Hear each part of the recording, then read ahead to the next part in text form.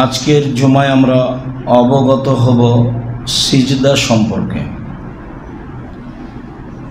আমরা এভাবে অবগত আছি যে আবু হুরায়রা রাদিয়াল্লাহু তাআলা আনহু বলেন, রাসূল সাল্লাল্লাহু আলাইহি ওয়াসাল্লাম বলেছেন, আস-সালাতু সালাসাতু আফলাসিন, সালাত তিন ভাগে বিভক্ত।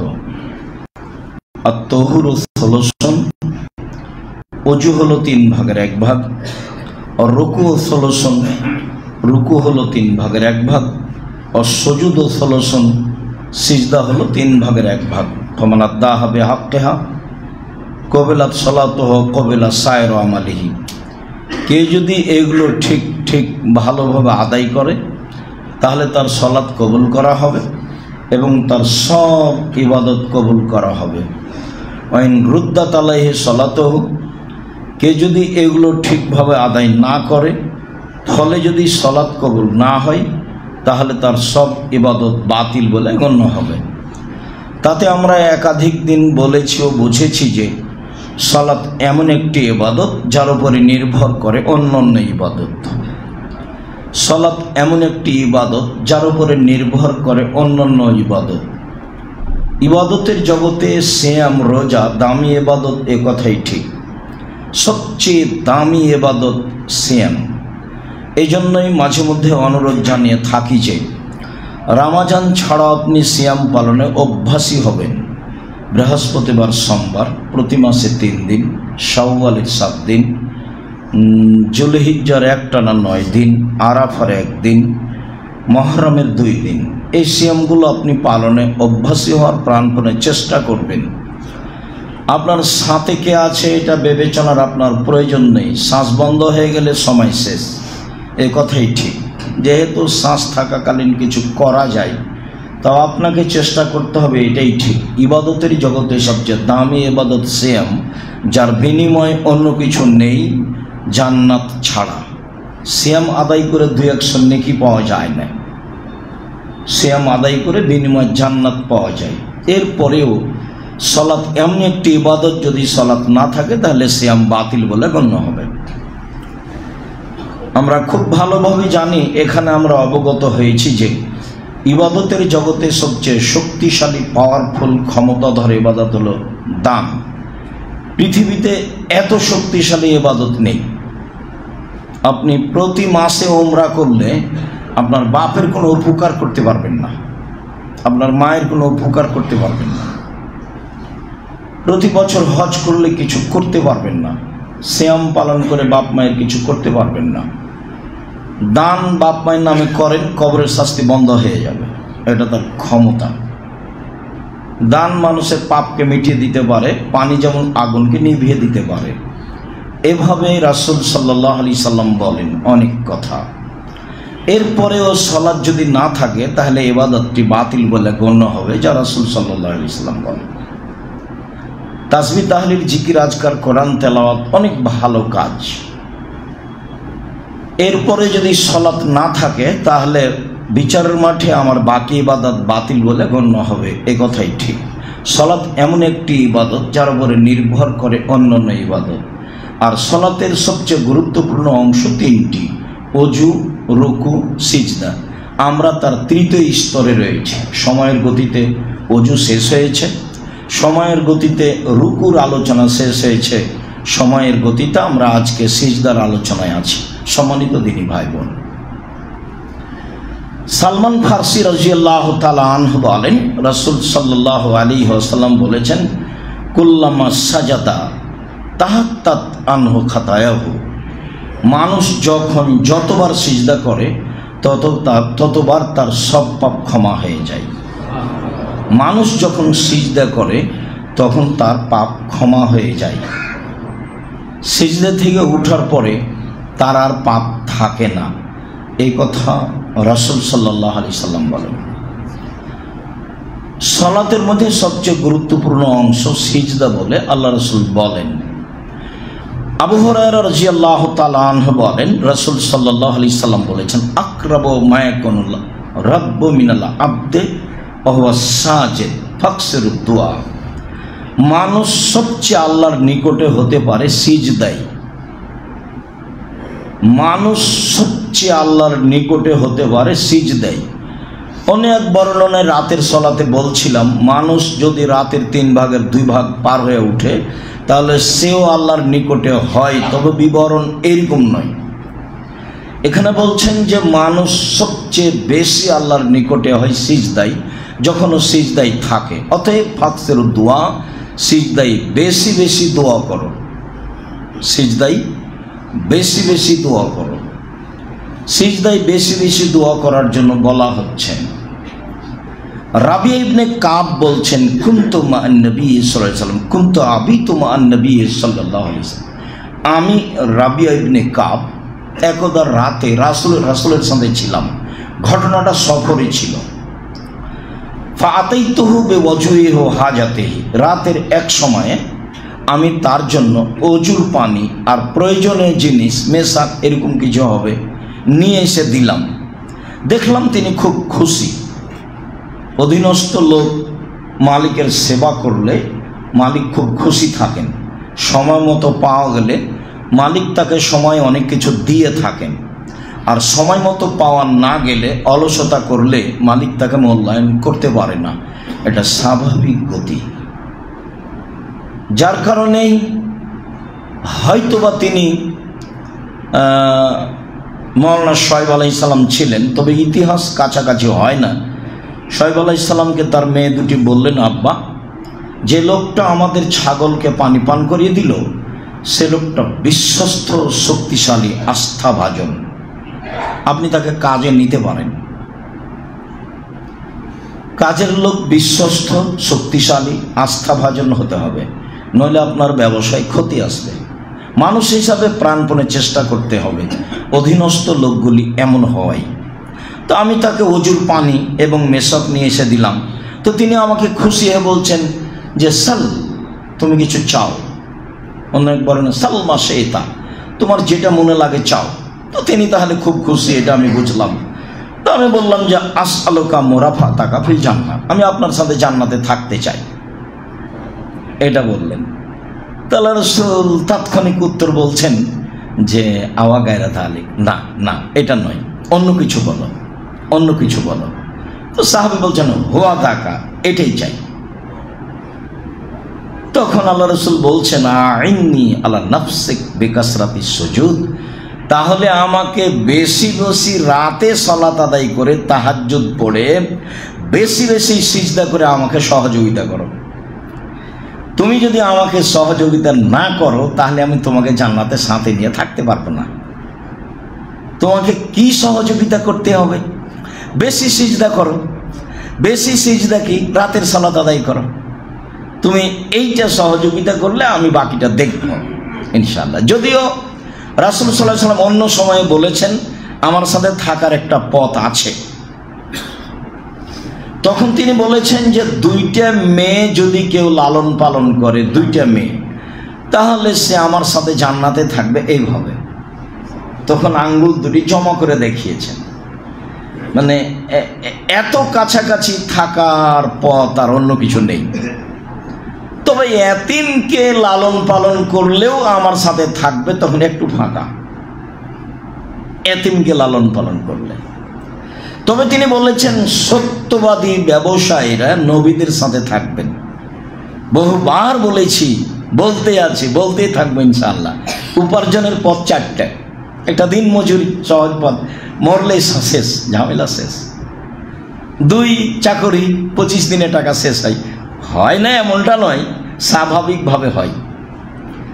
3 জমি চাষ সমান সমান, না হলে লস।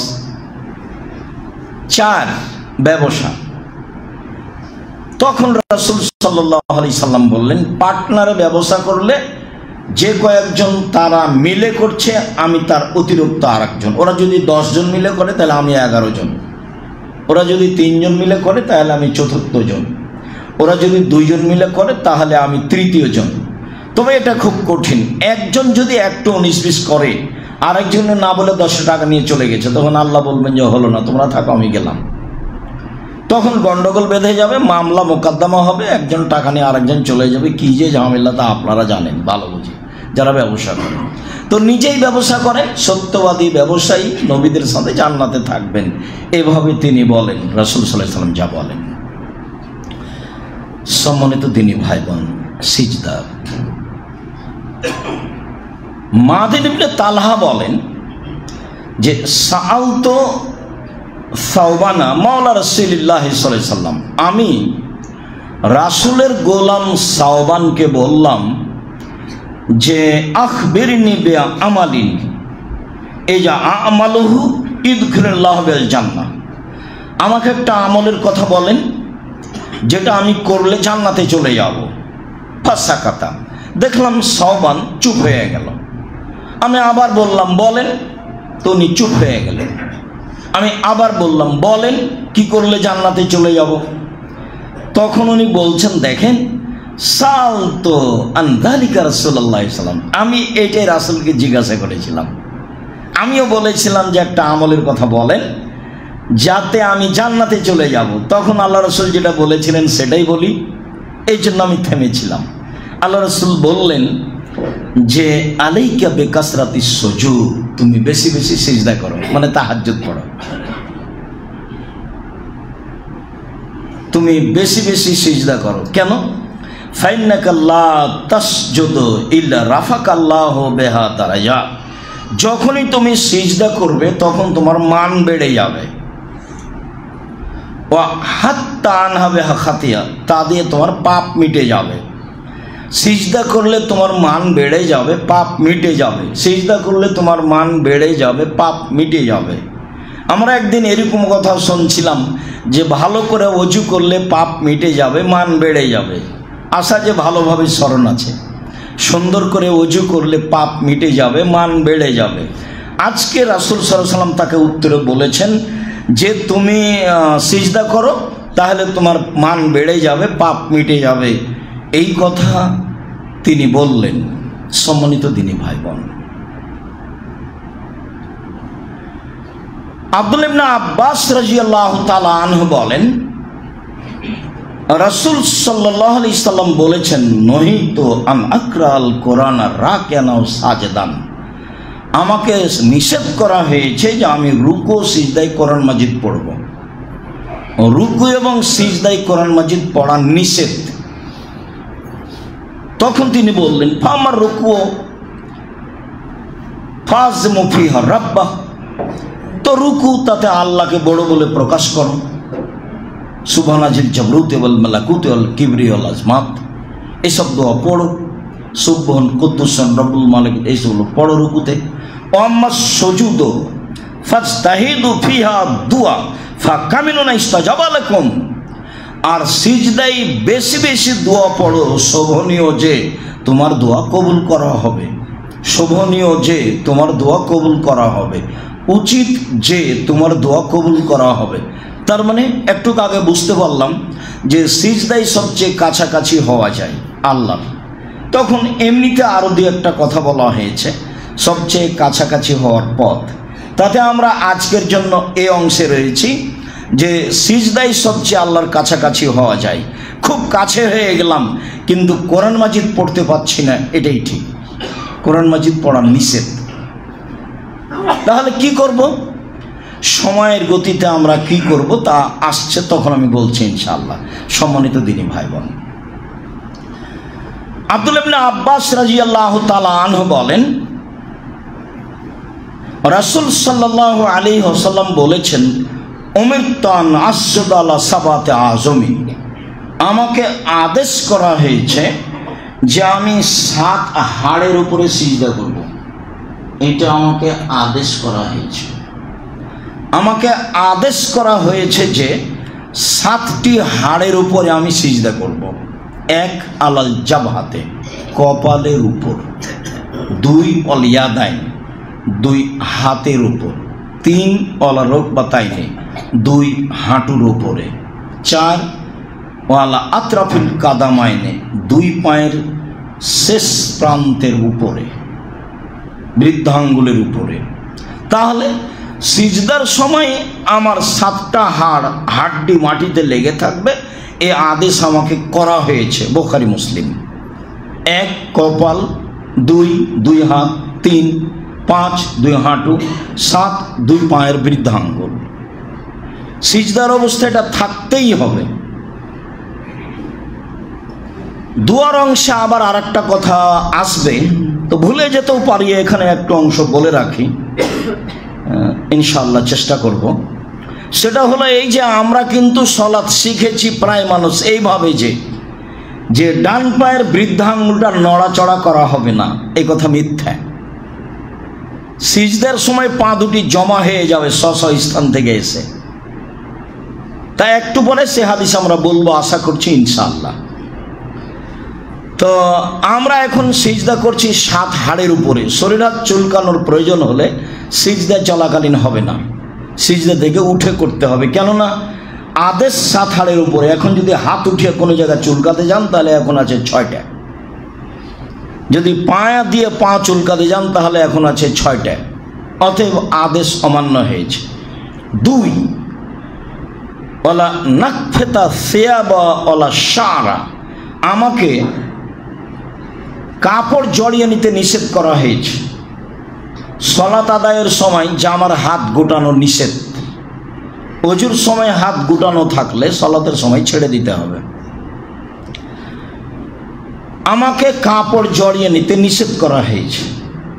পায়জামা, প্যান্ট, লুঙ্গি নিচের দিকে জড়ানো নিষেধ, কোমরের সাথে জড়িয়ে নিতে হবে, তাহলে পরিধানের মধ্যে চলে গেল। নিচে জড়ানো কঠোরভাবে নিষেধ, হাত জড়িয়ে সালাত আদায় করা কঠোরভাবে নিষেধ। তারপরে আমাকে চুল জমা করতে নিষেধ করা হয়েছে। যাদের মাথায় বড় চুল আছে তারা চুল বেঁধে সালাত আদায় করতে পারবে না।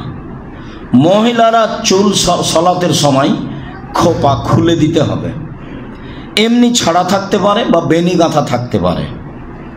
বেনি গাঁথলেও চুল তার স্ব স্থানে যেতে পারবে সময়ের গতিতে, খোপা বাঁধা থাকলে তা হবে না। রাসূল সাল্লাল্লাহু আলাইহি ওয়াসাল্লাম বললেন যে আমাকে আদেশ করা হয়েছে আমি যেন কাপড় জড়িয়ে না নিই, আমাকে আদেশ করা হয়েছে আমি যেন চুল গুটিয়ে না নিই, সব কিছুই সিজদায় যাই, এটা আমার আদেশ আমাকে করা হয়েছে আল্লাহর পক্ষ থেকে। সম্মানিত দিনী ভাই বোন, আশা যে বিষয়টি আমরা বুঝেছি। আনাস রাদিয়াল্লাহু তাআলা আনহু বলেন, রাসূল সাল্লাল্লাহু আলাইহি ওয়াসাল্লাম বলেছেন,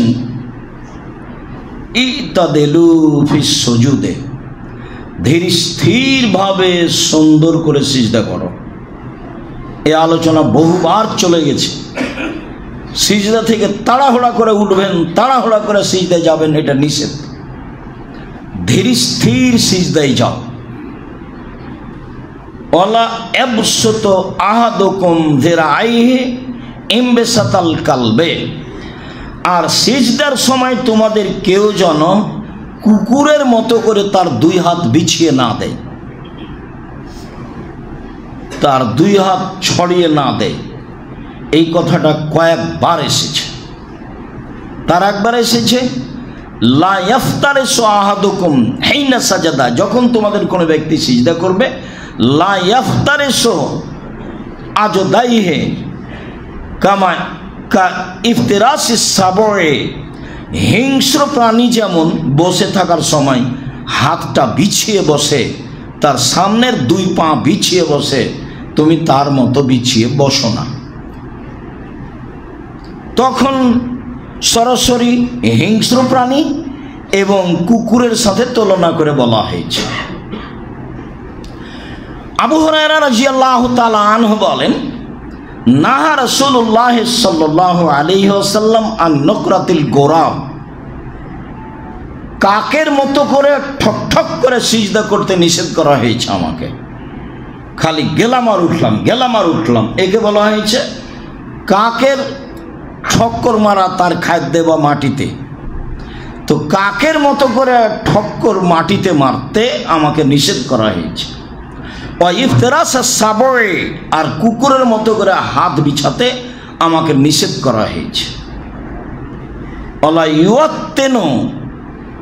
আহাদুকুম আল মাকানা ফিল মসজিদে, আর তোমাদের কোনো ব্যক্তি মসজিদে একটা জায়গা নির্ধারণ করে নিবে, কামা ইয়ত্তেনুল বাইরু উট যেমন একটা জায়গাকে নির্ধারণ করে নেই, সে সেখানে উঠে, সেখানে বসে, সেখানে খায়, এইভাবে তোমাদের কোনো ব্যক্তি যেন মসজিদে ঢুকে একটা জায়গা নির্ধারণ করে না নেয়, সেখানে অন্য কেউ বসলে কষ্ট পাবে, এটা যেন না হয়। যে যখন মসজিদে আসবে মসজিদের সুবিধা অনুযায়ী প্রথম কাতারে বসবে, এতে কোনো জায়গা নিয়ে কারো ব্যক্তিগত স্বাধীনতা থাকবে এই কথা রাসূল সাল্লাল্লাহু আলাইহি ওয়াসাল্লাম না করে দিলেন। তাতে তিনি বললেন, এক, যে অবশ্যই কাকের মতো করে সিজদা দেওয়া হবে না, কাক যেভাবে ঠক্কর মারে। দুই, অবশ্যই কুকুরের মতো করে হাত বিছানো হবে না। তিন, অবশ্যই মসজিদে কোনো জায়গা কেউ নির্ধারণ করে নিতে পাবে না, ওখানে অন্য কেউ দাঁড়ালে সে কষ্ট পাবে, এই নীতি বাতিল। সম্মানিত দিনী ভাই বোন, মাইমুনা রাদিয়াল্লাহু তাআলা আনহা বলেন, কানা নবী সাল্লাল্লাহু আলাইহি সাল্লাম ইজা সাজাদা, যখন আল্লাহ রাসূল সিজদা করতেন, জাফা রুকবাতাইহি, জাফা ইয়াদাইহি, হাত্তা লাউ আন্না বাহমাতান তামুররু আয় আরাদাতান তামুররা লামাররাত। যখন আল্লাহ রাসূল সিজদায় যেতেন তখন কনুইকে এইভাবে উঠে রাখতেন যে একটি ছাগলের বাচ্চা যদি বুকের নিচ দিয়ে পার হতে চায় তো যেতে পারবে। মাইমুনা রাদিয়াল্লাহু তাআলা আনহা বলেন, রাসূল সাল্লাল্লাহু আলাইহি ওয়াসাল্লাম যখন সিজদা করেন তখন তার দুই কনুই দুই হাতে উঠিয়ে রাখেন, তাতে একটি ছাগলের বাচ্চা যদি পার হতে চায় পেটের নিচ দিয়ে তাহলে যেতে পারবে। বারা ইবনে আযিব রাদিয়াল্লাহু তাআলা আনহু বলেন, রাসূল সাল্লাল্লাহু আলাইহি ওয়াসাল্লাম আমাকে বললেন, এজা সাজাদতা, যখন তুমি সিজদা করবা তখন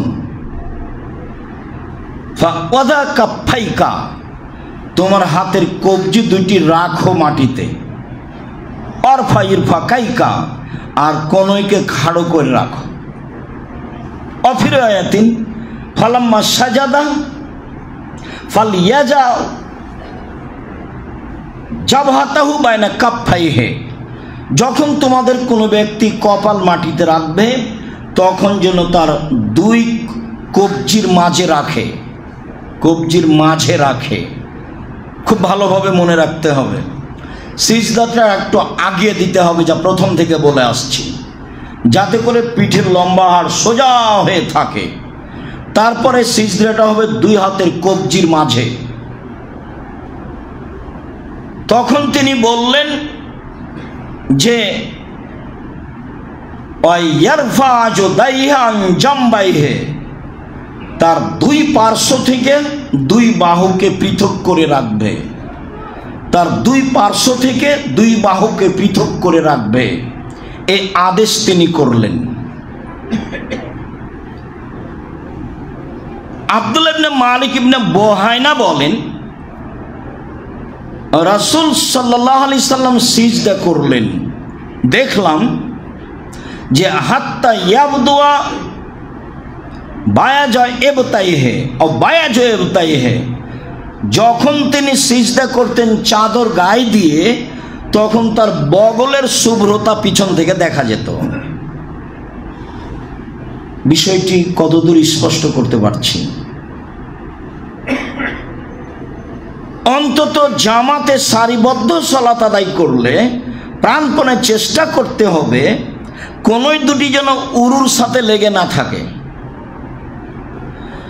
আর কোনোই থেকে হাত কবজি পর্যন্ত যেন মাটির উপরে বিছানো না থাকে, সবটাই নিষেধ। তবে কঠোর ভাষা উল্লেখ করেছেন কুকুরের মতো বিছানো। আবার এখানে তিনি বললেন যে তার দুই কনুই দুই হাত তার দুই শরীরের দুই পার্শ্ব থেকে পৃথক থাকবে। তাতে তিনি বললেন ছাগলের বাচ্চা চাইলে নিচ দিয়ে পার হয়ে যেতে পারে। সম্মানিত দিনী ভাই বোন, আমাদের ভারত, বাংলাদেশ, পাকিস্তানের প্রায় শতকরা 95 জন মহিলা সালাত আদায় করার সময় তার বুককে উরুর সাথে লাগিয়ে সালাত আদায় করে, এবং মুরব্বীদের মুখে থেকে তারা শুনে থাকে যে আমি আমার মতো করে বিভিন্ন সময়ে আমার গতিতে আপনাকে শুনিয়ে থাকি, সেটা চাঁপাইনবাবগঞ্জের গতিতে চাঁপাইনবাবগঞ্জের মহিলারা যেভাবে বলে যে বুবু যখন তুমি সিজদায় যাবা বুবু, তখন একেবারে হাতি যেমন মাটিতে পড়ে যায় তেমন মাটিতে পড়ে গিয়ে একবারে আঁটো সাঁটো হয়ে সিজদা করিও বুবু। তুমি যদি তোমার দুই কনইকে দুই উরু থেকে পৃথক করো বুবু, তাহলে লজ্জায় তাহলে দুই স্থান ঝুলন্ত থাকবে বুবু, তখন পর্দার ব্যাঘাত ঘটবে। বুবুর সব কথায় নাকি বুখারীতে আছে, বলার সময়তে বলে যে বুখারীতে আছে, এরকম কোনো কথাই নাই। রাসূল সাল্লাল্লাহু আলাইহি ওয়াসাল্লাম বলছেন সাল্লু কামা রাআইতুমুনি উসাল্লি, পৃথিবীর মানুষ তোমরা যেভাবে আমাকে সালাত আদায় করতে দেখছো সেভাবে দেখো। এর সামান্যতম ভিন্ন কোনো বর্ণনা নেই। যেসব দু একটা হাদিসে পাওয়া গেছে যে মহিলারা সিজদা করার সময় তার বুককে উরুর সাথে লাগিয়ে আঁটো সাঁটো হয়ে সিজদা করবে, তা হয় নিতান্তই জয়ীব, না হয় জাল। ধর্মকে বিকৃত করার জন্য যারা চেষ্টা করেছে, এ দেশের মাটিতে প্রায় মানুষের বানানো 3 লক্ষ হাদিস আছে, আমার কাছে প্রায় 10,000 আছে। আপনার দেখানোর দাবিতে, চাওয়ার দাবিতে যেন দেখানো সহজ হয়, এই জন্য সম্মানিত দিনী ভাই বোন, শুধুমাত্র একজনের কথা দিয়ে ধর্ম চলে, যার নাম মুহাম্মদ সাল্লাল্লাহু আলাইহি সাল্লাম। পৃথিবীর ব্যতিক্রম মানুষ উমর, তবু উমরের কথা দিয়ে ধর্ম চলে না। পৃথিবীর ব্যতিক্রম ভিন্ন ধরনের মানুষ উমর রাদিয়াল্লাহু তাআলা আনহু, তারপরও তার কথা দিয়ে ধর্ম চলে না। অতএব পুরুষ নারীর একই সলাৎ, তাকে এভাবেই সলাৎ আদায় করতে হবে, এটাই চূড়ান্ত। সারা পৃথিবীর মানুষ যদি মহিলারা উরুকে রানের সাথে লাগিয়ে দুই হাতের কনুইকে উরুর সাথে লাগিয়ে আঁটো সাঁটো হয়ে সিজদা করে, তবুও তা বৈধ হবে না, তা রাসূল সাল্লাল্লাহু আলাইহি সাল্লামের নিয়মের খেলাফের বিপরীত হবে, এটিই চূড়ান্ত। জাল জয়ীফ হাদিসের আশ্রয় নিয়ে ধর্ম দেখাতে হবে না। তারা তো কথাও বলেছে যে বুবু যখন সলাতে দাঁড়াবা বুবু, তখন দুই পায়ের গোড়ালিকে জমা করে নিও। যদি দুই পায়ের গোড়ালি না জমা করো, তাহলে লজ্জা স্থানের যোগাযোগ বুবু মাটির সাথে থাকবে, মাটি অভিশাপ করবে। নইলে বুবু ল্যাঙ্গট পরিও। কত যে অপ্রয়োজনে মিথ্যা বানাওয়াট কথা, তার কোনো হিসাব নেই। কই আয়েশা রাদিয়াল্লাহু তাআলা আনহা ভিন্নভাবে সলাত আদায় করতে হবে এরকম কিছু বললেন না। সম্মানিত দিনী ভাই বোন, আমরা সিজদার অবস্থাটা কেমন হবে, কিভাবে থাকবে, তার একটা বিবরণ আপনার সামনে পেশ করছিলাম একাধিক হাদিস পেশ করে। আব্দুল্লাহ ইবনে উমর রাদিয়াল্লাহু তাআলা আনহু বলেন, রাসূল সাল্লাল্লাহু আলাইহি সাল্লাম বলেছেন, লা ইয়ানজুরু লাহু তাআলা ইলা সালাতে আবদিন লা ইয়াকুমু ফিহি রুকুহু ওয়া সুজুদাহু লা ইয়াকুমু ফিহি সুলবাহু ফি রুকুই ওয়া সুজুদে। যে ব্যক্তি রুকু সিজদার সময় তার পিঠের লম্বা হাতটা একবারে সোজা করে না, তার সলাত আল্লাহ দেখবেন না, তার সলাতের প্রয়োজন নেই। সে কিভাবে সলাত আদায় করলো এইটা আল্লাহ ভাববেন না। এইভাবে সলাত আদায় করতে হবে যে যাতে করে আমার রুকু সিজদা ধীর স্থির হয়, সুন্দর হয়, এবং পিঠের লম্বা হাড় যেন একেবারেই সোজাসুজি থাকে। আবু হুরায়রা রাদিয়াল্লাহু তাআলা আনহু বলেন, রাসূল সাল্লাল্লাহু আলাইহি ওয়াসাল্লাম বলেছেন, যখন তোমাদের কোনো ব্যক্তি সিজদায় যাবে, তখন সিজদাটা তার এমন হতে হবে যে সে যেন প্রশান্তি ও তৃপ্তি লাভ করে যে আমি সিজদায় আছি। নাক কপাল একসাথে লাগিয়ে, নাক কপাল যদি একসাথে না লেগে থাকে তাহলে মনে করতে হবে সিজদাটা হয়নি। নাককে ভিন্নভাবে বলা হয়নি, নাক আগে যাবে না কপাল আগে যাবে, এ কথা রাসূল সাল্লাল্লাহু আলাইহি সাল্লাম বলেননি। নাক কপাল সমান মুখ কপাল, অতএব নাক আগে কপাল আগে পরে এ কথা নয়, আগে যাক আর পরে যাক সিজদার সময় দুটাই লেগে থাকবে, এটাই আদেশ। আবু হুরায়রা রাদিয়াল্লাহু তাআলা আনহু বলেন, রাসূল সাল্লাল্লাহু আলাইহি সাল্লাম বলেছেন, এজা সাজাদা আহাদুকুম ফালা ইয়াবরুকু কামা ইয়াবরুকুল বাঈদ।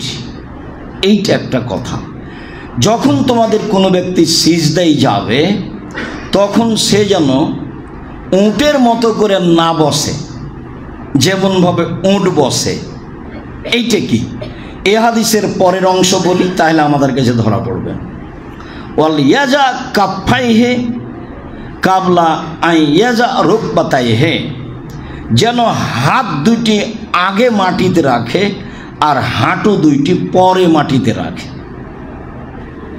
তো যেহেতু মুহাম্মদ সাল্লাল্লাহু আলাইহি সাল্লাম আরবের মানুষ, আরবের মানুষের সম্পর্ক উট গরু ছাগলের সাথে বেশি, তো এখন সলাতের সিজদায় যাওয়ার পদ্ধতিকে উটের সাথে বললেন, উট যেভাবে বসে সেভাবে তোমরা বসো না, তোমরা হাত আগে রেখো আর পা হাঁটু পরে রেখো, তাহলে উট আগে পা রাখে। কোনোদিন খেয়াল করেছেন কি না, বা দেখলে দেখবেন আগে পা নিচে রাখে তারপরে হাঁটু বসায়। তো রাসূল সাল্লাল্লাহু আলাইহি ওয়াসাল্লাম বললেন, তোমরা যখন সিজদায় যাবা তখন উটের মতো করে বসো না, বরং তোমরা হাত আগে রাখবে আর হাঁটু পরে রাখবে। আর একাধিক হাঁটু আগে রাখতে হবে এ মর্মে জয়ীফ হাদিস রয়েছে, যেগুলি রাসূল সাল্লাল্লাহু আলাইহি ওয়াসাল্লামের সালাত বনাম প্রচলিত সালাতে দেওয়া আছে। আমি আপনাকে প্রতিদিন পড়তে বলে কষ্ট দিতে চাইনি, আমি বরং চাচ্ছি যে আমি যত বলছি আপনি তার চেয়ে বেশি বলবেন, এটা আমি চাচ্ছি। আপনি আপনার বন্ধু বান্ধব, দিনী ভাই বোন, আত্মীয় স্বজন, খালা ফুফু সবকে দিবেন। আমি তো চেষ্টা করেছি মানুষ হিসাবে একটা বাক্য নিজে থেকে না লিখা, একটা বাক্য, বা আপনিও পড়ে দেখেন সলাতের উপর বইটা শুরু থেকে শেষ পর্যন্ত কোনটা বাক্য আপনার কাছে মনে হয় যে আব্দুর রাজ্জাক সাহেব এই বাক্যটা না লিখলেই চলতো, এটা অপ্রয়োজনীয় বাক্য। আমি মানুষ হিসাবে চেষ্টা করেছি। তো সেখানে বেশ কিছু জয়ীফ হাদিস দেওয়া আছে, যাতে প্রমাণ হচ্ছে যে আগে হাঁটু রাখতে হবে পরে পা রাখতে হবে। মনে রাখা ভালো হবে যে সব হাদিস যত হাঁটু রাখার আছে সবগুলোই জয়ীফ, সবগুলোই অগ্রহণীয়। অতএব হাত আগে রাখতে হবে এই কথাই ঠিক।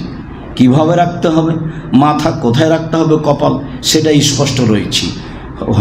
হাত দুটি কিভাবে থাকবে সেটা আমরা স্পষ্ট হয়েছে, আশা করছি ইনশাআল্লাহ। আল্লাহ তুমি আমাদেরকে রাসূলের পদ্ধতিতে সালাত আদায় করার তৌফিক দান করো। আল্লাহুম্মা সাল্লি আলা ওয়া বারিক আলাইহি।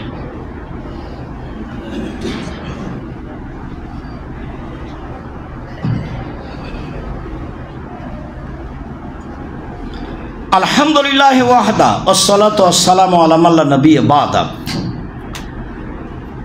তখন তো আমরা বুঝলাম যে সিজদাই সবচেয়ে আল্লাহর কাছে হওয়া যায়। আমরা বুঝলাম যে রাসূল আদেশ করলেন বেশি বেশি দোয়া কবুল হয় সিজদায়, অতএব তোমরা বেশি বেশি দোয়া পড়ো। আবার এটাও বুঝলাম যে সিজদায় কোরআন মাজিদ পড়তে পাবো না।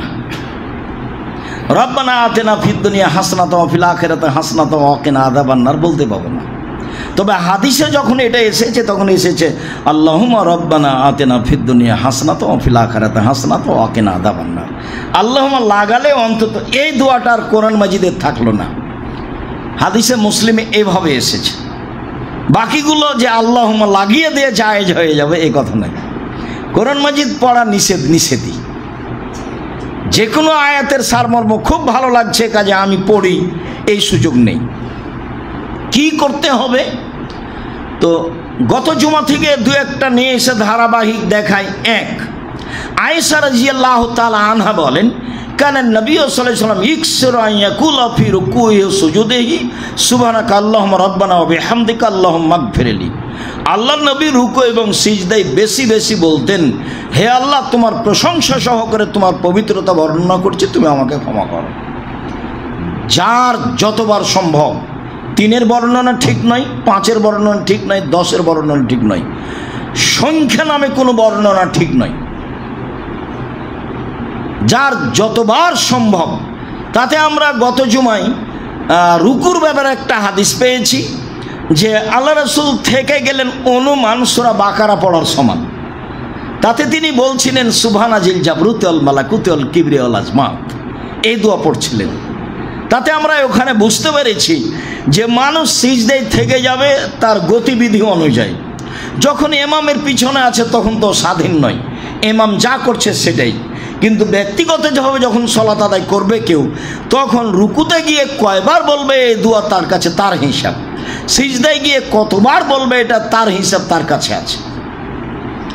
আয়েশা রাদিয়াল্লাহু তাআলা আনহা বলেন, কানা নবী সাল্লাল্লাহু আলাইহি সাল্লাম ইয়াকুলু ফি রুকুইহি ওয়া সুজুদিহি, আল্লাহ নবী রুকু এবং সিজদায় বলতেন সুবহান কুদ্দুসুন রব্বুল মালাইকাতুর রূহ, তিনি পবিত্র, তিনি অতীব পবিত্র, তিনি ফেরেশতার প্রতিপালক, তিনি জিবরাইলের প্রতিপালক।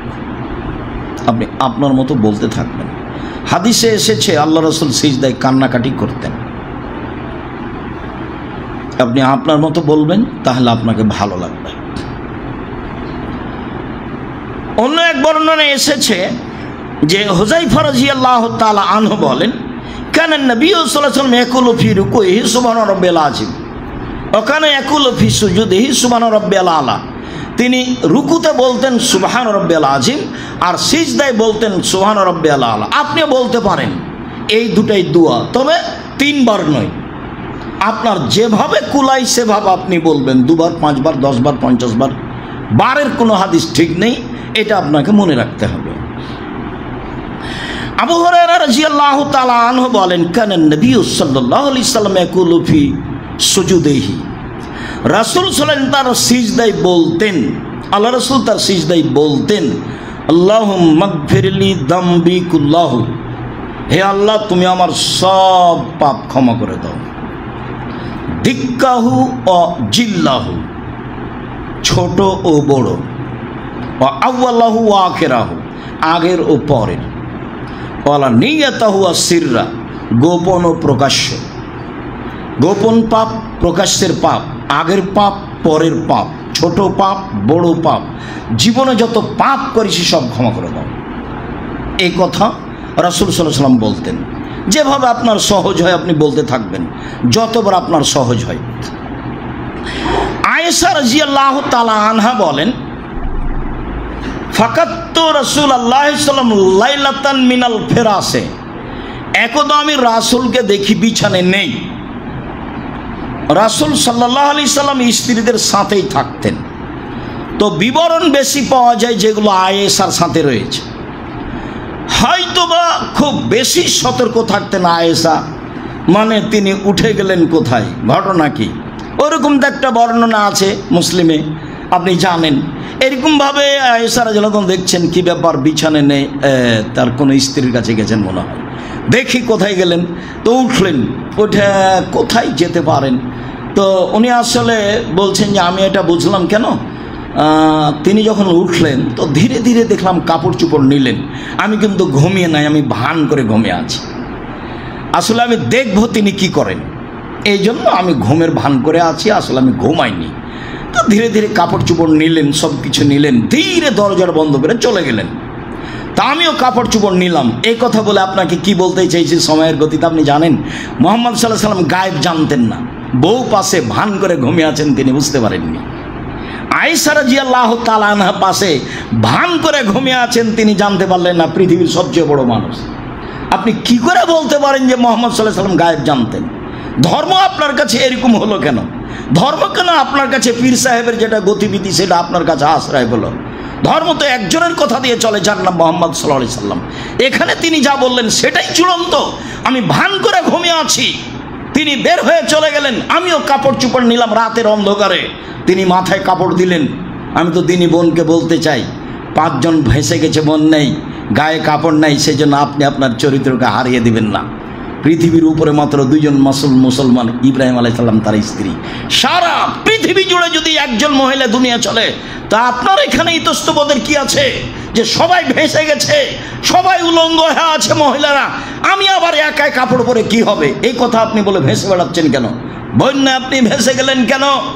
আল্লাহ রাসূল বলেছেন, হেমারে, গাধা যেমন গাভীর সাথে মিললে লজ্জা বুঝে না, ষাঁড় যেমন গাভীর সাথে মিললে লজ্জা জানে না, মানুষ তেমন খোলা মাঠে জেনা করবে, লজ্জা করবে না।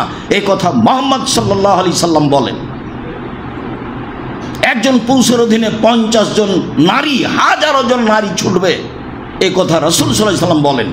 এরপরে আপনার নিরাশার কি আছে?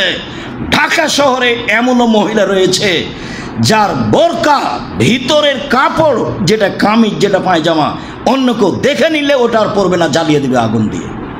এরকম মহিলা ঢাকাতে আছে। আপনি নিরাশা হন কেন? নিরাশা হওয়ার কি আছে? আয়েশা রাদিয়াল্লাহু তাআলা আনহা বলেন, ফালতামাসতুহু, আমি খুঁজছি, পাই না। দেখলাম ফাওয়াজাত, এদি আলা বাতনে কাদামায় হে, রাতের অন্ধকারে খুঁজছিলাম, খুঁজতে খুঁজতে আমার হাতটা তার দুই পায়ের গোড়ালির উপরে গিয়ে পড়ল। অহুয়াফিল মসজিদ, তখন দেখি তিনি মসজিদে আছেন বা সিজদায় আছেন। হুমা মানসুবাতানে, আর পা দুটি খাড়ো হয়ে আছে, খাড়ো হয়ে আছে মানে হাঁটু, তার মানে সিজদায় আছেন, তো পায়ের গোড়ালি খাড়ো হয়ে আছে আর পায়ের বৃদ্ধাঙ্গুল কেবলামুখী হয়ে আছে। আমার হাতের তালুটা, আমার হাতটা তার দুই পায়ের উপরে পড়েছে। যদি পা দুটি এরকম ফাঁকা থাকতো তাহলে হাত এক পায়ের উপরে পড়ত। আল্লামা বাইহাকি রাহিমাহুল্লাহ এই হাদিস পেশ করে বলেছেন, সিজদার সময় দুই পা একসাথে জমা ধরে থাকবে, সিজদার সময় দুই পা একসাথে জমা ধরে থাকবে, এ কথাই ঠিক। আয়েশা রাদিয়াল্লাহু তাআলা আনহা বলেন, রাতের অন্ধকারে আমি হাত দিয়ে খুঁজছিলাম, খুঁজতে খুঁজতে আমার হাতের পেটটা রাসূল সাল্লাল্লাহু আলাইহি সাল্লামের দুই পায়ের গোড়ালির ওপরে গিয়ে পড়ল। তখন তিনি সিজদায় আছেন আর পায়ের গোড়ালি দুটি খাড়ো হয়ে আছে। তিনি এবার বলছেন, আল্লাহুম্মা ইন্নী আউযু বিরিজাকা মিন সাখাতিকা, হে আল্লাহ, তোমার সন্তুষ্টি দিয়ে অসন্তুষ্টি হতে বাঁচতে চাচ্ছি। ও মুআফাতিকা মিন উকুবাতিকা, আর তোমার ক্ষমা দিয়ে তোমার শাস্তি থেকে বাঁচতে চাচ্ছি। ওয়া আউযু বিকা মিনকা, আর তোমার সাহায্যে যাবতীয় অন্যায় হতে বাঁচতে চাচ্ছি। লা উহসি আলাইকা, তোমার প্রশংসা আমি শেষ করতে পারি না। আনতা কামা আসনাইতা, তুমি নিজের জন্য যেটা বলেছো সেটাই, তুমি নিজের জন্য যত প্রশংসার কথা বলেছো তত। আদাদা খালকেহি ওয়ারাজা নাফসেহি ওয়াজানাত আরশেহি ওয়া মাদাদা কালিমাতিহি, আকাশ পরিমাণ, জমিন পরিমাণ, গাছপালা পরিমাণ, যত তোমার পরিমাণ লাগে তত তোমার প্রশংসা। আমি আর কি ভাষা বলবো? লাহুসি আলাইকা আনতা কামা আসনাইতা আলা নাফসি, তুমি নিজের জন্য যেমন বলেছো তুমি তেমন।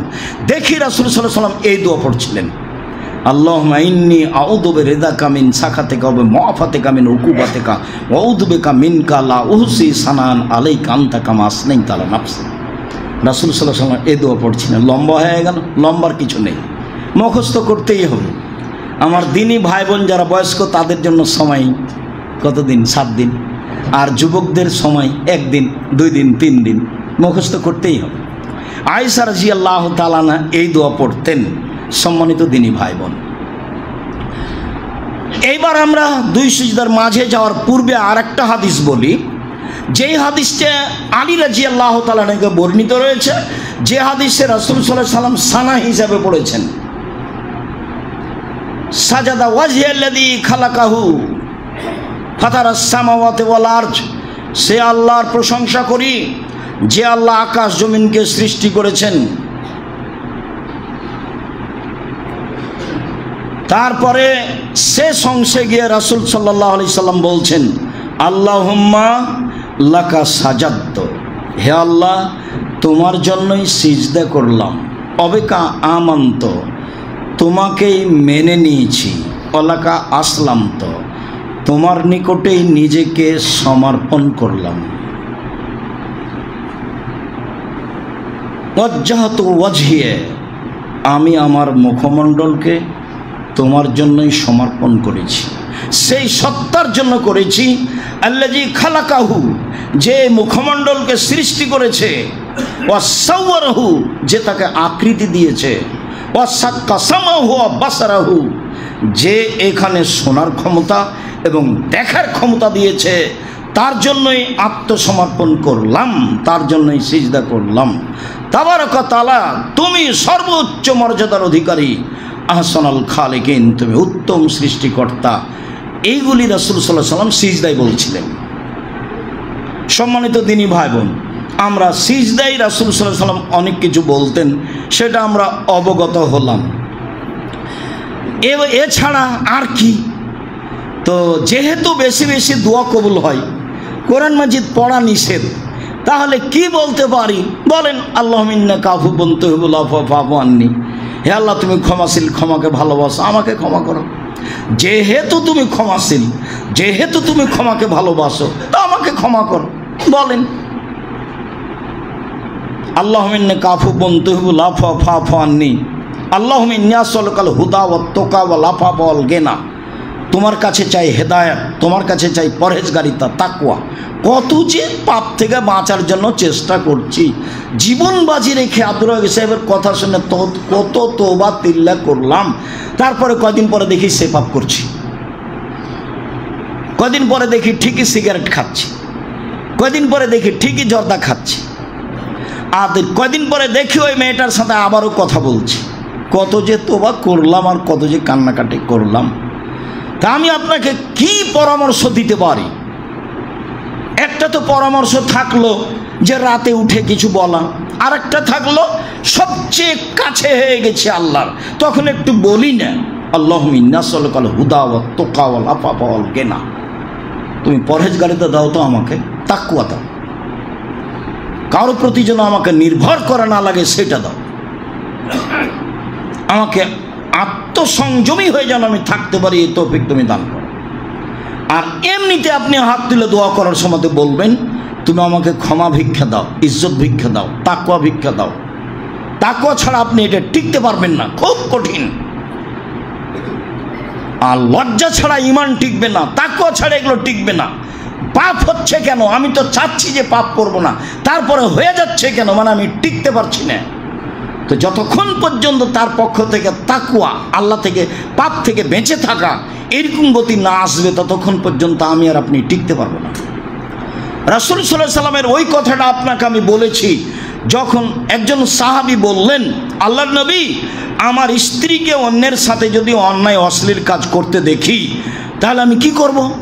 তখন আল্লাহ রসুল বলছেন তুমি প্রমাণ পেশ করবা, 4 জন প্রমাণ, নইলে তোমার লাঠি। তখন বলছেন যে আল্লাহ রসুল বলেন কি, ওই সময় আমি প্রমাণ খুঁজতে যাব? ওকে আগে আমি মারবো তারপরে কোনো কথা। এটা সাহাবী বললেন, ওই সময় আমি প্রমাণ কোথায় খুঁজতে যাব? ওকে আমি মারবো তারপরে কোনো কথা। তখন আল্লাহ রসুল বলছেন দেখছো তোমরা আবু সাঈদ খুদরির কত আত্মমর্যাদা, তার আত্মমর্যাদায় ব্যাঘাত ঘটেছে, তার স্ত্রী অন্যের সাথে অন্যায় করছে, তার আত্মমর্যাদায় ব্যাঘাত ঘটেছে, সে তাকে মারবে। শুনে রেখো, আবু সাঈদ খুদরির আত্মমর্যাদায় যত ব্যাঘাত ঘটেছে, এরকম কাজ দেখলে আমার আত্মমর্যাদায় তার চেয়ে 1000 গুণ বেশি ব্যাঘাত ঘটে। আর আমার আত্মমর্যাদাতে এরকম কাজ দেখলে যত ব্যাঘাত ঘটে, আল্লাহর আত্মমর্যাদায় তার চেয়ে 1000 গুণ বেশি ব্যাঘাত ঘটে।